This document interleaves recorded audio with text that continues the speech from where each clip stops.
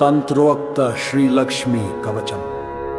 ओमस्य श्रीलक्ष्मी कवच स्तोत्रस्य श्रीश्वरो देवता अनुष्टुप् छन्दः श्रीलक्ष्मी प्रीत्यर्थे पाठे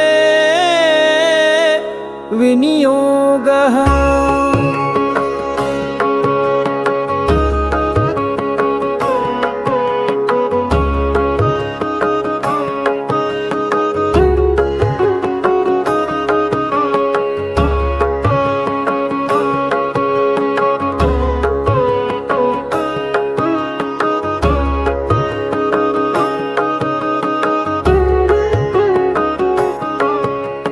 लक्ष्मी मे चाग्रतः पातु कमला पातु पृष्ठतः नारायणी शीर्षदेशे सर्वांगे श्रीस्वरूपिणी रामपत्नी तु प्रत्यंगे सदावतु शमेश्वरी विशालाक्षी योगमाया कौमारी चक्रिणी तथा।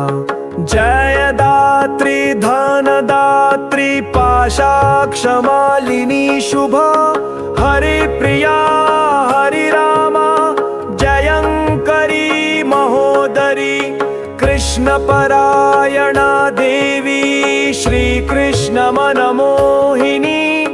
जयंकरी महारौद्री सिद्धिदात्री शुभंकरी सुखदा मोक्षदा देवी चित्रकूट निवासिनी भयं हरतु भक्तानां भवबन्धं विमुच्यतु कवचं तन्महापुण्यं यः पठेत् भक्तिसंयुतः त्रिसन्ध्यमेकसन्ध्यं वा मुच्यते सर्वसङ्कटात्।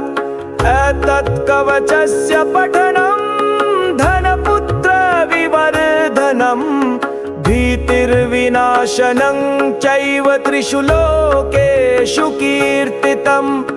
भूर्जपत्रे समालिख्य रोचना कुङ्कुमेन तु धारणात् गलदेशे च सर्वसिद्धिर्भविष्यति। अपुत्रो लभते पुत्र धनार्थी लभते धनं मोक्षार्थी मोक्षमाप्नोति कवचस्य प्रसादतः। गर्भिणी लभते पुत्रं बन्धा च गर्भिणी भवेत् धारयेद्यपि कण्ठे च अथवा वामबाहुके।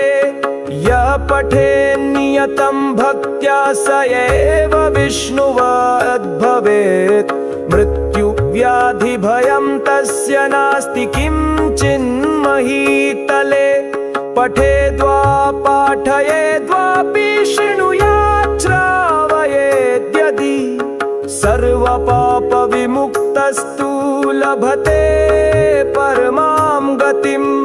संकटे विपदे घोरे तथा च गहने वने राजद्वारे च नौकायां तथा चरणमध्यतः पठनाधारणादस्य जयमाप्नोति निश्चितम्। अपुत्रा च तथा वन्ध्या त्रिपक्षं शृणुयाद्यदि सुपुत्रं लभते सा तु दीर्घायुष्कं यशस्विनं शृणुयाद्य शुद्धबुद्ध्या द्वौ मासो विप्रवक्त्रतः। सर्वान् कामानवाप्नोति सर्वबन्धाद् विमुच्यते मृतवत्सा जीववत्सा त्रिमासं श्रवणं यदि। रोगी रोगात् विमुच्येत पठनान्मासमध्यतः लिखित्वा भूर्जपत्रे च अथवा ताडपत्रके स्थापये नियतं गेहेनग्निचौरभयं क्वचित् शृणुयाद्धारयेद्वापि पठेद्वा पाठयेदपि यः पुमान् सततं तस्मिन् प्रसन्नाः सर्वदेवताः बहुना किमिहोक्तेन सर्वजीवेश्वरेश्वरी आद्यशक्तिर्महालक्ष्मीर्भक्तानुग्रहकारिणी धारके पाठके चैव निश्चला निवसे ध्रुवम् इति तन्त्रोक्तं लक्ष्मीकवचं सम्पूर्णम्।